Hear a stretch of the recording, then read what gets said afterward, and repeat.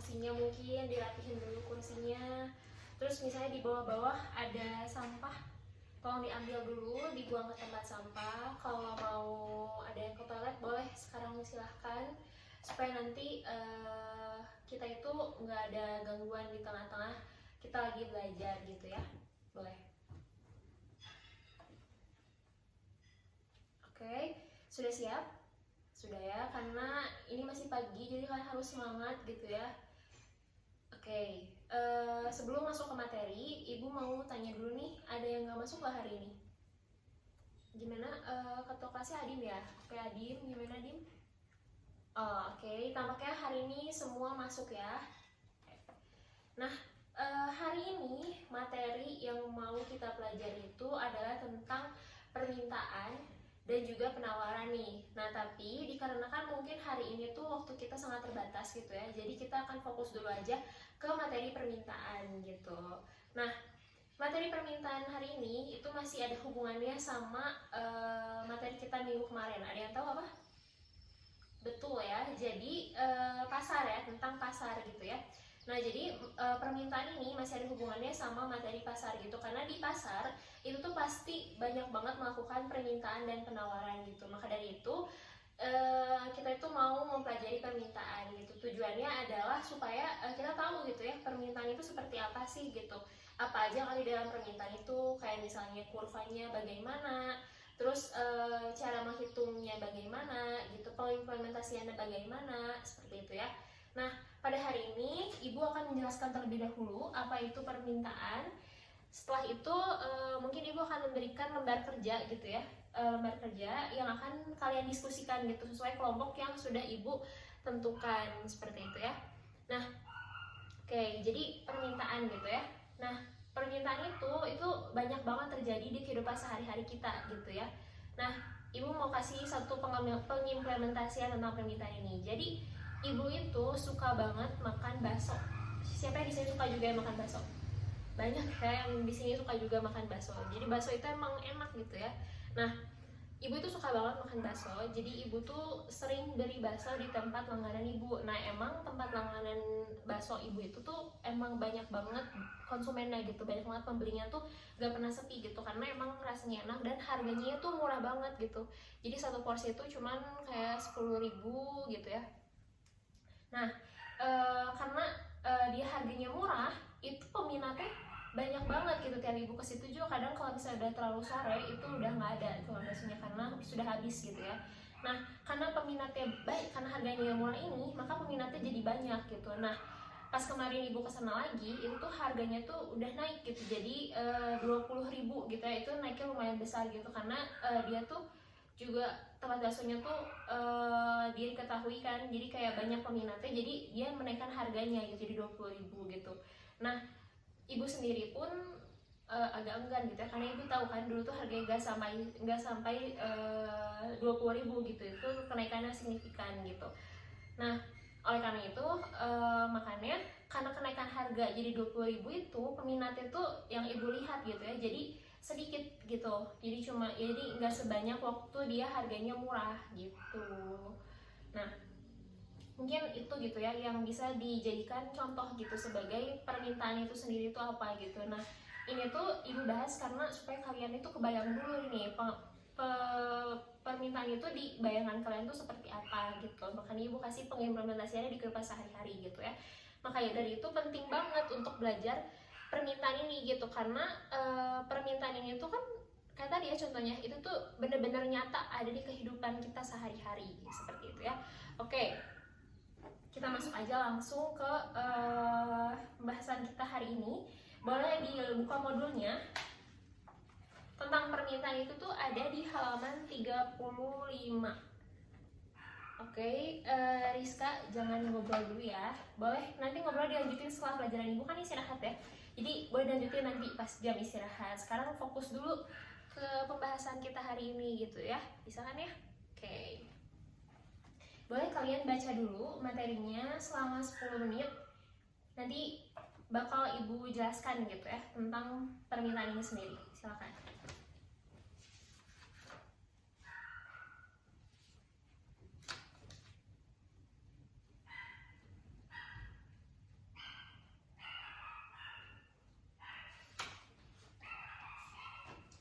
jangan ngobrol aja ya, dibaca dulu ya.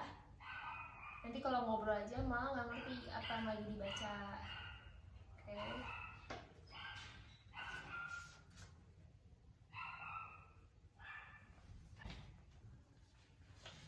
Oke. Udah ya dibacanya? Oke. Sekarang giliran Ibu untuk menjelaskan. Nah, sebelum kita lebih jauh lagi nih tentang permintaan, sebelumnya Ibu mau tanya dulu, siapa sih yang tahu arti dari permintaan ini itu sebenarnya apa sih? Siapa yang tahu? Boleh angkat tangan?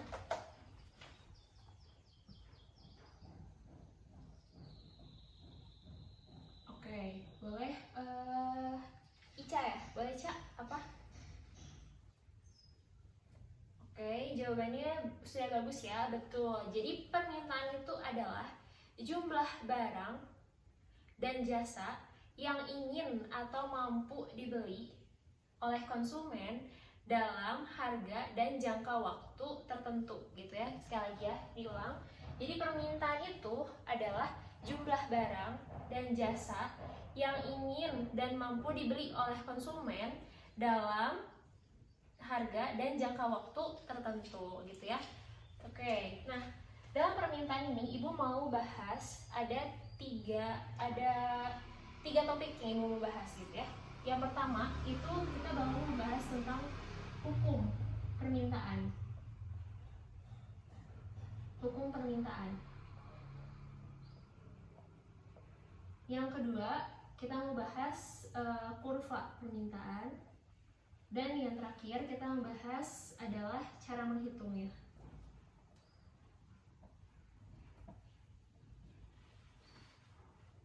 Oke. Nah, kita kan tadi udah tahu gitu ya pengertian dari permintaan itu sendiri. Nah, sekarang kita mau bahas tentang hukum permintaannya. Kita bahas tentang hukum permintaannya. Oke, ada yang tahu nggak hukum permintaannya itu apa? Hukum dari permintaan itu apa sih? Ada yang tahu nggak? Tadi kan Ibu di awal sudah sampaikan gitu ya tentang implementasi permintaan. Nah, itu tuh ada hubungannya dengan hukum permintaan ini sendiri. Ada yang tahu nggak? Ya, Aris mungkin sudah betul ya. Tapi mungkin jawabannya kurang tepat. Boleh ditambahkan oleh teman yang lain? Cika, boleh Cika? Iya, betul ya. Jadi, kalau hukum permintaan itu dimana dia tadi kan Ibu bilang kan ya, dimana dia ketika harganya naik, tadi harga baksonya naik, maka si permintaannya itu akan turun gitu ya. Sementara sebaliknya tadi yang kata Cika benar, kalau misalnya dia harganya turun, permintaannya itu akan naik gitu. Tadi kan tukang bakso itu kan awalnya tuh harganya tuh murah banget kan, makanya permintaannya tuh banyak banget. Nah, tapi ketika dia lihat nih peluang kalau misalnya dagangan dia itu benar-benar banyak pembelinya, makanya dia menaikkan harganya menjadi harganya lebih tinggi kan daripada sebelumnya. Nah, terus permintaannya akhirnya gimana? Benar, permintaannya tuh turun ya. Oke, jadi ini tuh adalah, ini harus diingat nih dalam hukum permintaan tuh ini selalu ada gitu ya, ini harus diingat. Nah, jadi memang si jumlah barang yang diminta oleh konsumen itu selalu berbanding terbalik dengan harga yang ditawarkan oleh produsen. Nah, itu tuh ada di hukum permintaan gitu ya. Oke, kita lanjut ya. Sekarang kita lanjut ke kurva. Hapus dulu.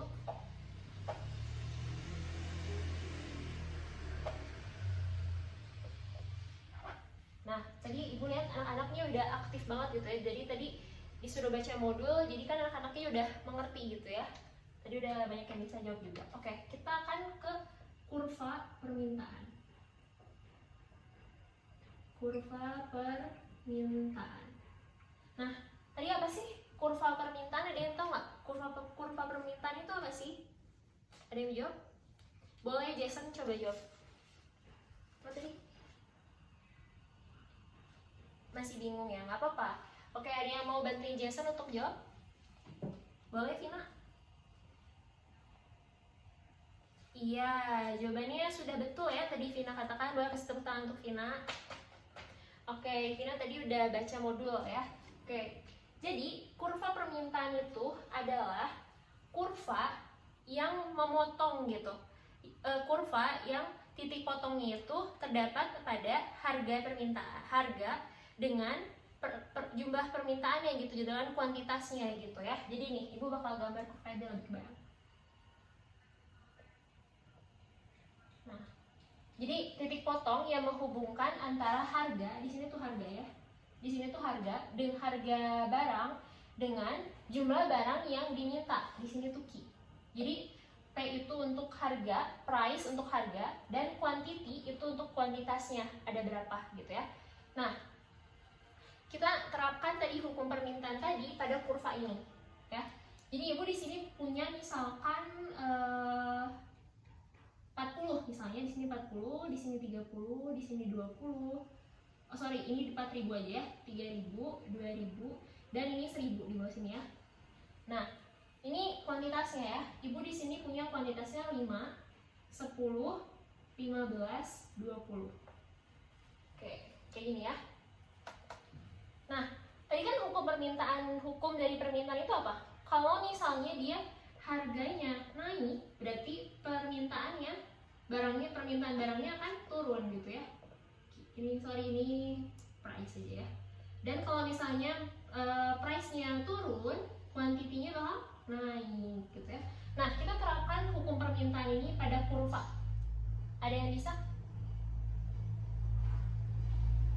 Boleh kalau yang bisa dibalik ke depan ya. Boleh? Iya betul ya. Tadi Vina udah sedikit tahu gitu ya dia ya. Tepuk tangan dulu 2 Vina. Oke, jadi nih Ibu perjelas ya.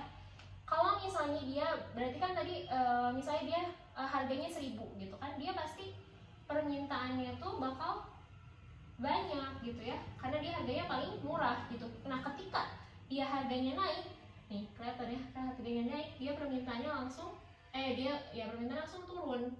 Nih. Gini ya. Nah, ini kan.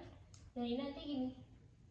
Nah, makanya kurva permintaan ini dia mempunyai kemiringan negatif gitu, karena dia berbanding terbalik gitu. Jadi harga kuantitas yang diminta sama konsumennya itu dia selalu berbanding terbalik dengan harga yang ditawarkan oleh produsennya, seperti itu ya. Bisa dimengerti? Oke. Ya, ini sudah bisa dimengerti.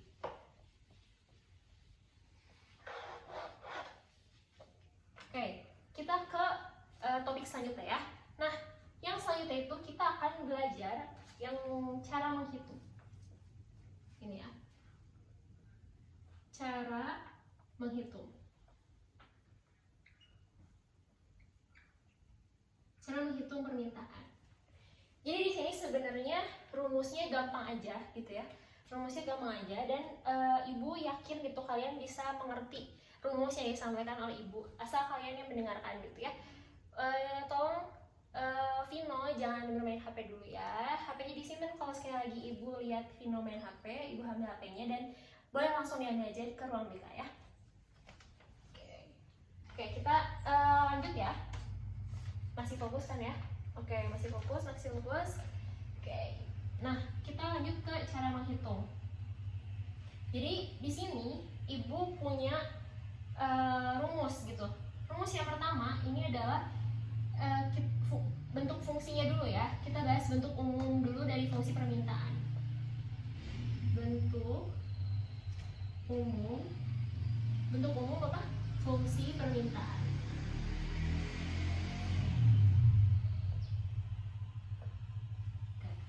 Bentuk umum fungsi permintaan yang pertama. Ada yang tahu nggak? Oke ya.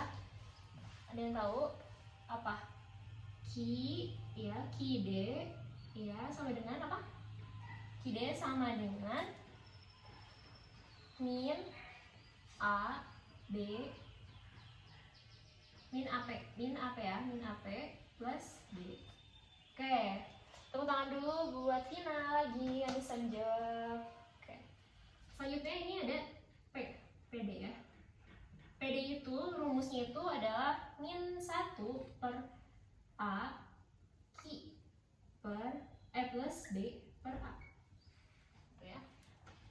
bisa dimengerti rumusnya. Mungkin ini tuh A-nya itu sebagai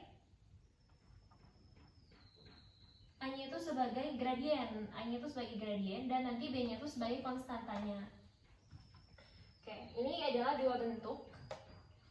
Mungkin nanti bisa lagi dipahami kalau misalnya nanti kalau udah ada soalnya gitu ya. Pokoknya kalau bentuk umum dari QD sendiri itu adalah min AP plus B gitu. Dimana A-nya ini adalah gradien dan nanti B-nya itu adalah konstanta. Nah kalau PD, buat bentuk umum PD itu adalah min 1 per A Q plus B per A gitu ya. Dimana tadi sama A-nya itu adalah gradien dan B-nya itu adalah konstanta gitu. Dan yang terakhir adalah rumus untuk cara membentuk fungsi ya. Cara membentuk fungsi itu ini P min P1 per P2 min P1 gitu sama dengan Q min Q1 per Q2 min Q1. Kayak gini aja. Ini tuh rumus yang nantinya bakal dipakai untuk mencari cara membentuk fungsi permintaannya. Nah kalau ini adalah bentuk umumnya. Gitu. Oke, mungkin kita langsung lanjut ke soal aja ya, biar kita lebih mengerti.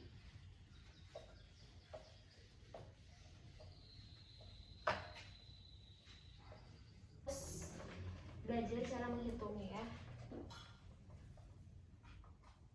Cara menghitung. Oke. Jadi di sini aku punya soal. Kalian dengerin dulu soalnya sambil dicatat ya, apa yang perlu dicatat. Nah, suatu barang sewaktu dijual dengan harganya itu adalah Rp30. Nah, permintaannya itu 200 unit. Nah, ketika harga jualnya naik 20 rupiah, permintaannya jadi 100 unit. Nah, tentukanlah fungsi permintaannya. Nah, jadi kita harus tulis dulu nih. Langkah pertama tuh kita harus tulis diketahui. Yang diketahuinya apa aja gitu. Yang diketahuinya apa aja kita bareng-bareng ya. Tadi kan udah nyatet ya anak-anak semua. Yang diketahuinya P1-nya tadi berapa? 30. Oke. P2-nya berapa? P2-nya 20 ya. Q1 tadi pas harganya 30, kuantitasnya berapa? Kuantitasnya 200. Kuantitasnya iya 200 ya. Terus yang Q2 kuantitasnya berapa? 100. Oh ini tadi kan nambah ya. Sorry, jadi 50. Naik jadi 50. Nah, kan kita udah tahu datanya kan. Kita hitung sekarang. Kita pakai rumus yang mana? P min P1 per P2 min P1 sama dengan Q min Q1 per Q2 min Q1.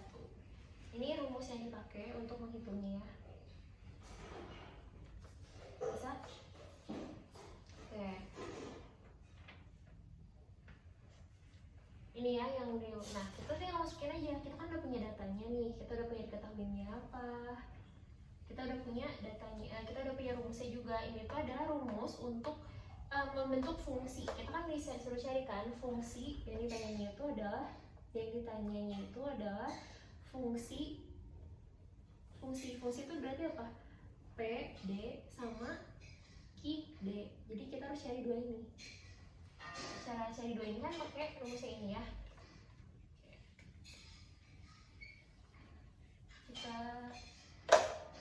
Kita masukin ya ininya. P min P1 nya berapa?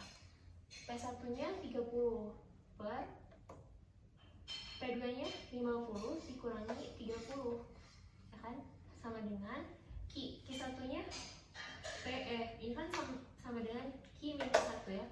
Q min Q1 nya berapa? 200 per Q2 min Q1 jadi 200. Jadi Q2 nya kan 100 ya. 100 min 200. Ya udah, ini kita tinggal sama dengan P min 30 terus lagi ya, P min 30 karena kan bisa dikurangin. 50 dikurangi 30 20 sama dengan Q ini terus lagi Q min 200 per ini jadi min 100. Nah ini bagus ya.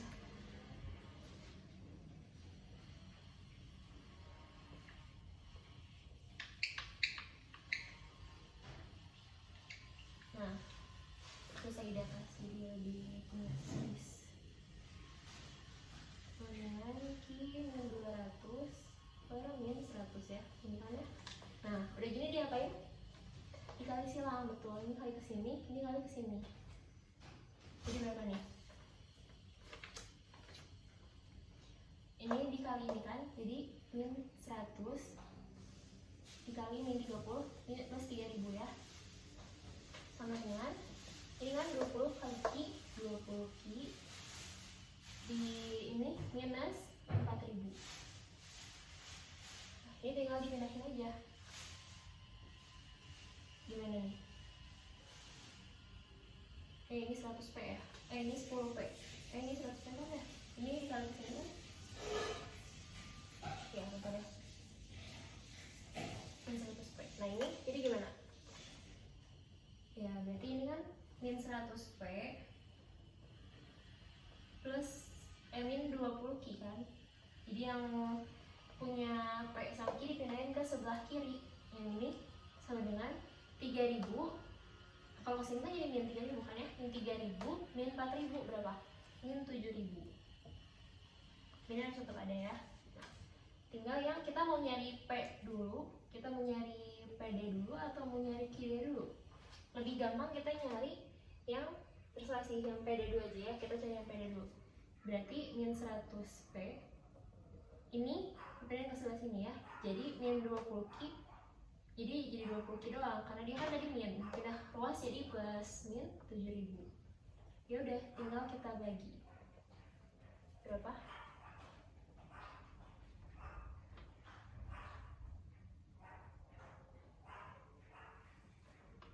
Ini kan, jadi P ini dibagi ke sini, jadi berapa tuh? 700. Ya kan ini dibagi sama ini kan? 70. Ini min 1,5 ya, 1,5 Q plus 70. Karena kan ini dibagi, pokoknya ini semua dibagi min 100. Ini jadi PD nya segini. Nah, sekarang kita hitung QD nya. QD nya juga sama ya, gitu ya. Dari sini aja 20 nya yang kita pindahin ya. Oke, ini kita cari QD nya kan tadi ya. Kita cari QD nya. Ya udah, kalau kita cari QD nya berarti kita sebut lagi ini. Min 100 P 20 Q min 7000 ya kan? Nah, kita mau nyari yang Q-nya, berarti kita pindahin dulu dong Q-nya, benar? Ini min 20 Q sama dengan 100 nih, jadi terus P min 7000. Ini ya. Jadi ini Q dibagi 20 min 20 semua. Berarti ini jadi berapa? 100 dibagi min 20. Jadi 5 ya. 5 min 5 P ini jadi plus berapa? 350 ya, betul? Nah, oke, tapi ini bentuk kayak gini tuh belum sesuai sama bentuk umum yang tadi.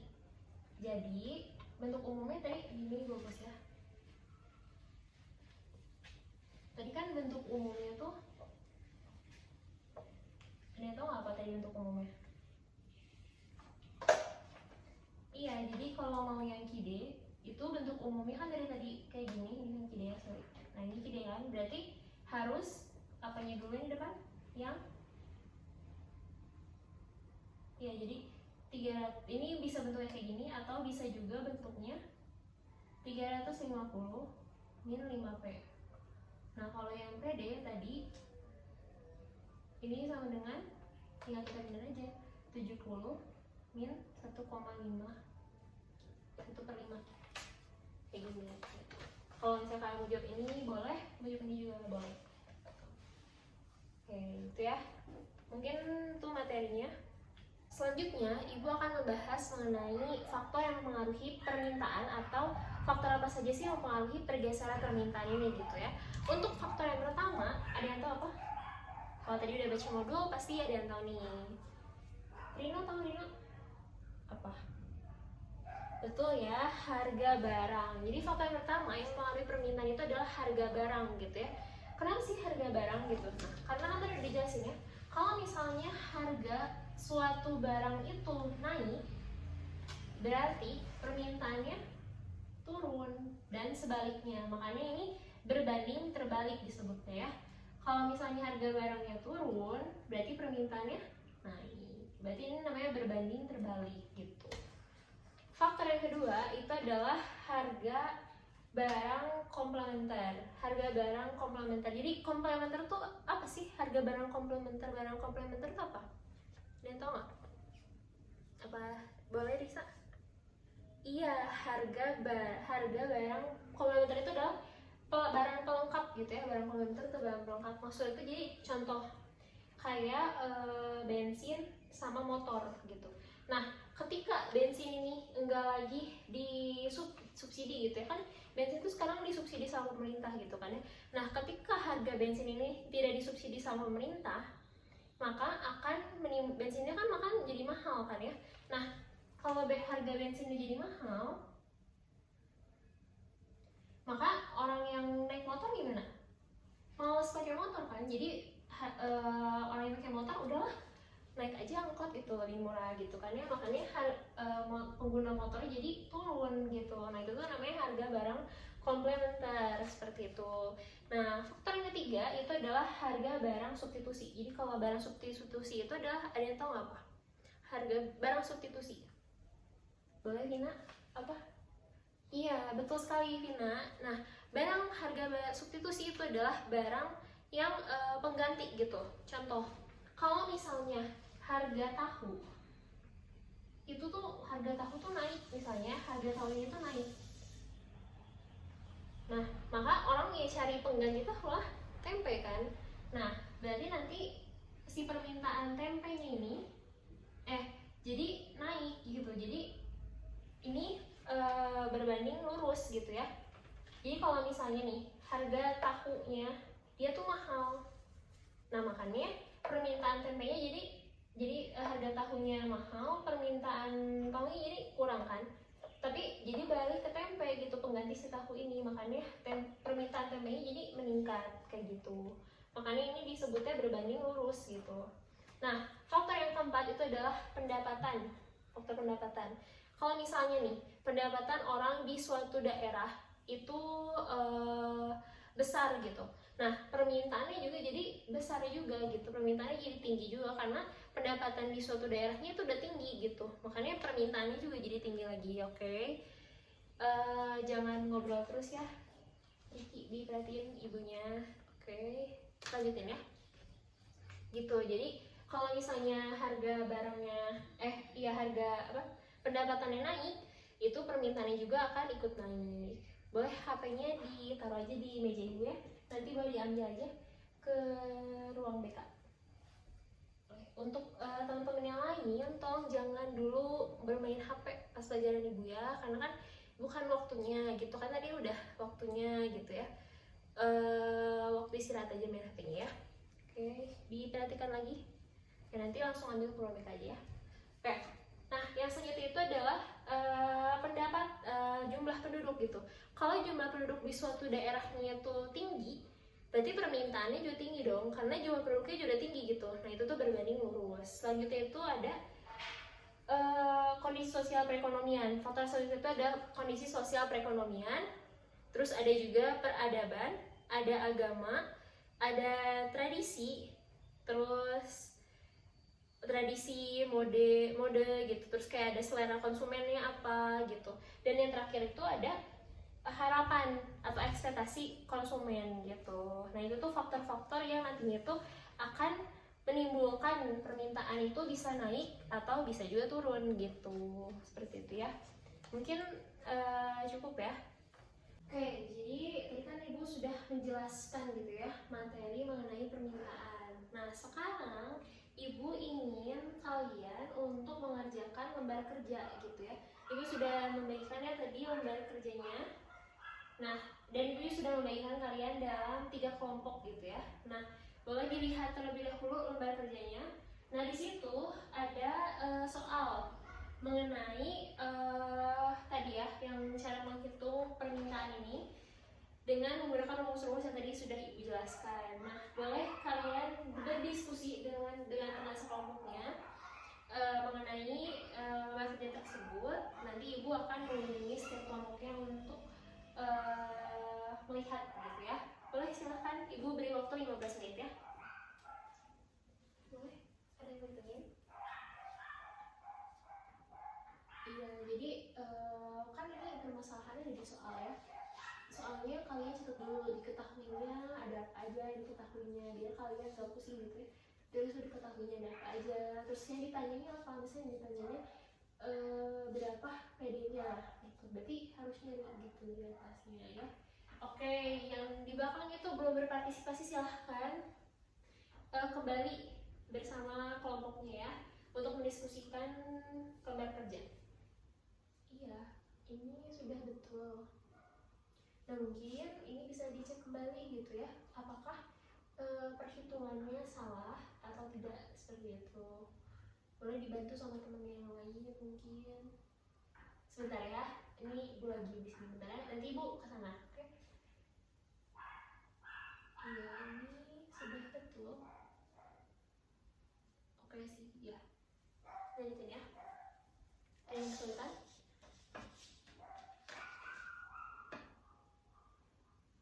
Ya, jadi ini kan tadi rumusnya ini ada negatif ya kan? Nah, itu harus.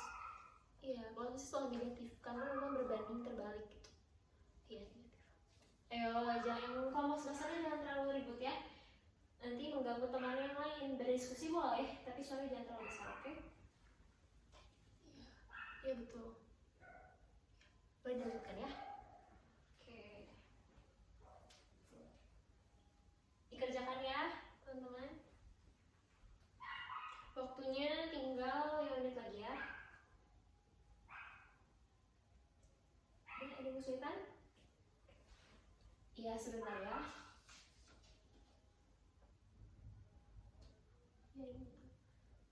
Main HP, ayo jangan main HP ya. Ini nggak perlu pakai HP kok.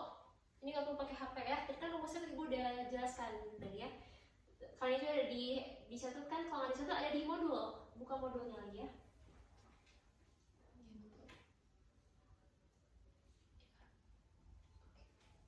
Yang main HP, nanti HP-nya Ibu ambil kan, bisa ambil di ruang BK. Ayo.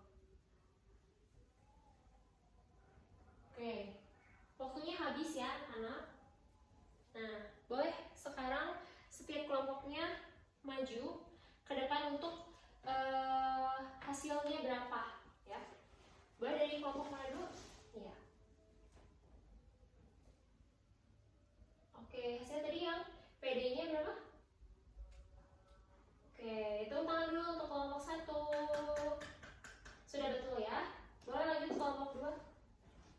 Oke, jangan ribut ya, diperhatikan dulu temannya.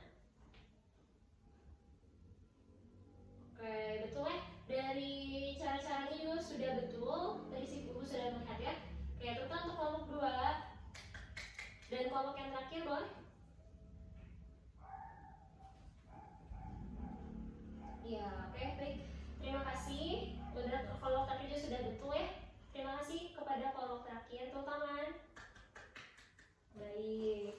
Karena semua kelompok sudah maju untuk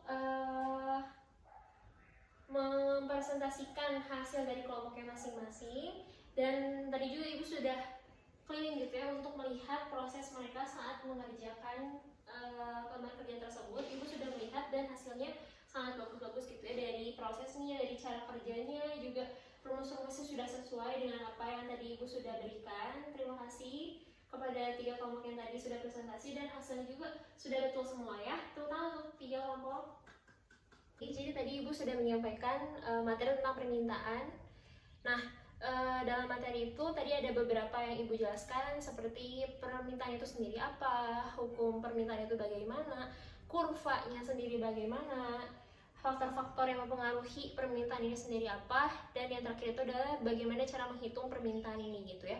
Jadi dapat Ibu simpulkan dari permintaan ini tuh, permintaan itu adalah jumlah barang dan jasa yang ingin atau mampu dibeli oleh seseorang gitu dalam harga dan jangka waktu harga dan waktu tertentu gitu.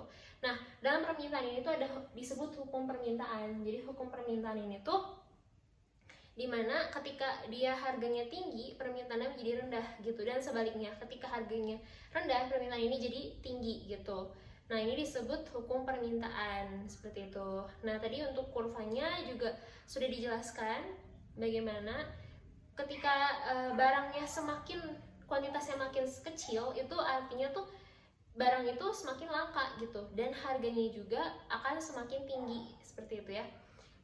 Ingat ya, diingat ketika barang itu kuantitasnya semakin kecil gitu ya, maka barang itu tuh barang langka, dan semakin langka banyak barang maka harganya itu akan semakin tinggi gitu. Tapi jika barangnya itu semakin banyak, nah kuantitinya berarti itu sudah dapat disimpulkan bahwa barang itu tidak langka dan harganya itu akan semakin murah seperti itu. Nah, untuk faktor-faktor yang tadi Ibu sudah jelaskan kan, tadi itu ada berapa ya? Ada sekitar 10 faktor yang sudah Ibu jelaskan. Yang paling utama itu harga barang, itu selalu mempengaruhi permintaan gitu ya. Harga barang itu selalu mempengaruhi permintaan, mau itu barang komplementer, mau itu barang substitusi, itu sudah dijelaskan. Selanjutnya itu ada cara menghitung gitu, cara menghitung dari permintaan ini sendiri. Tadi kan cara menghitungnya tuh Ibu sudah menjelaskan bentuk fungsinya tuh kayak gimana gitu yang tadi. Terus juga Ibu sudah menjelaskan cara untuk menghitung fungsinya itu bagaimana seperti itu ya. Itu mungkin kesimpulan yang dapat Ibu simpulkan. Mungkin permintaan ini adalah hal yang sering terjadi di pasar gitu ya. Permintaan, penawaran itu hal-hal yang sering terjadi di pasar dan harus kita pelajari karena penting gitu. Karena ini tuh sering diimplementasikan dalam kehidupan kita sehari-hari gitu. Maka dari itu penting untuk dipelajari oleh kita semua. Nah, untuk kesimpulannya Ibu dari Ibu, mungkin dari anak-anak sendiri ada yang ingin menyimpulkan? Boleh, Leon, disimpulkan boleh? Iya, betul sekali ya. Jadi memang betul yang diucapkan oleh Leon bahwa permintaan itu tuh sering terjadi di kehidupan kita. Maka dari itu permintaan itu penting gitu. Sering terjadi di pasar itu kan sering terjadi sekali ya, seperti Ibu sudah sebutkan pada minggu kemarin gitu di materi pasar, bahwa sering terjadi banyak transaksi yang melibatkan permintaan dan penawaran. Mungkin seperti itu. Nah, untuk evaluasinya pada hari ini, untuk proses belajar mengajarnya Ibu sangat senang karena sudah banyak sekali dari kalian yang aktif dan membaca terlebih dahulu gitu ya sebelum kita memulai pelajaran. Atau minggu kemarin kan Ibu sudah tugaskan kita untuk membaca materi tentang permintaan, dan itu sudah kalian terapkan. Boleh tepuk tangan untuk kalian dulu. Semuanya sudah bagus gitu ya. Jadi Ibu mau berterima kasih untuk kalian yang sudah aktif gitu. Dan mungkin ada tadi beberapa yang belum aktif gitu, boleh nanti kita coba lagi minggu depan gitu ya. Yang belum aktif boleh lebih aktif lagi gitu, karena pelajaran ekonomi ini kan harus membutuhkan keaktifan dari siswanya juga seperti itu. Jadi lebih aktif lagi. Dan untuk tadi yang ada HP-nya disita juga itu dimohon sangat sekali untuk tidak bermain HP pada mata pelajaran Ibu gitu ya, karena itu bisa mengganggu pelajaran gitu. Dan bukan pelajaran saya yang terganggu, tapi teman-teman di sini juga menjadi terganggu pelajarannya.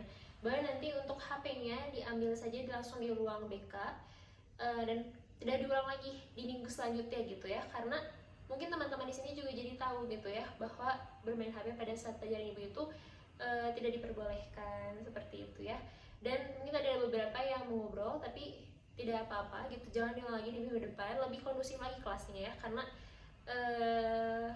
tadi mungkin agak berisik gitu pada saat diskusi juga ya. Oke, untuk minggu depan itu diperbaiki saja, tidak apa-apa. Tapi Ibu mau apresiasi kalian karena sudah dapat mengikuti pelajaran Ibu dengan baik. Oke, mungkin itu untuk tugas. Nah, untuk tugasnya itu minggu depan itu Ibu ada tugas kalian untuk mengerjakan terlebih dahulu soal yang telah Ibu sisipkan di Google Classroom ya. Kalian bisa lihat di Google Classroom itu Ibu sudah sisipkan tugas, dan pengumpulannya itu boleh nanti ya hari Jumat hari Jumat ya, dikumpulin hari Jumat. Kenapa? Mau nawar di hari Senin.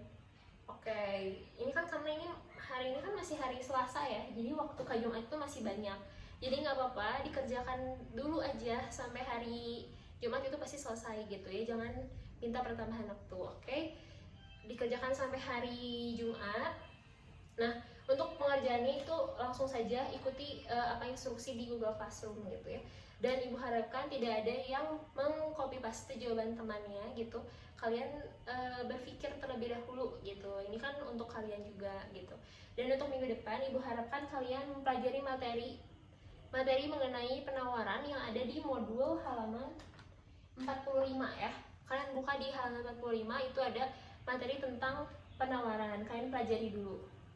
Mungkin sekian yang dapat ibu sampaikan. Ada yang ingin ditanyakan? Sudah tidak ada ya? Baik, terima kasih. Selamat istirahat.